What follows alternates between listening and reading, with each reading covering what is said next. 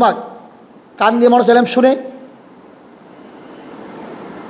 আর চোখ দিয়ে দেখে পড়ে, আর জবান দিয়ে বলে, আর দিমাগ দিয়ে চিন্তা করে।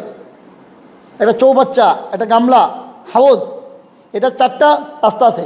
কোনো একটা রাস্তা দিয়ে যদি নাপাক পানি ঢুকে পুরো চৌবাচ্চা গামলা নাপাক হয়ে যাবে। এই এলেম আসার 4টা রাস্তা।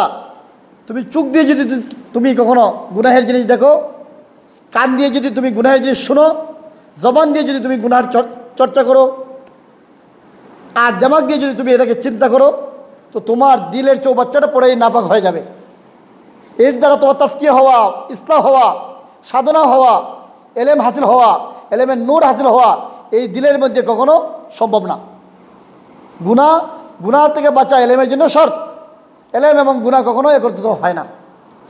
একজন তালিব এলেম সে মোবাইল চালাবে আর হারাম থেকে বেঁচে যাবে, হারাম থেকে ফরেজ করবে, এই পরিমাণ তাকওয়া, এই পরিমাণ শক্তি তালিব এলেমের জামানায়, কৈশোরের জামানায়, তারুণ্যের জামানায়, যুবক জামানায়, অবিবাহিতের জামানায় এটা কখনো সম্ভব নয়।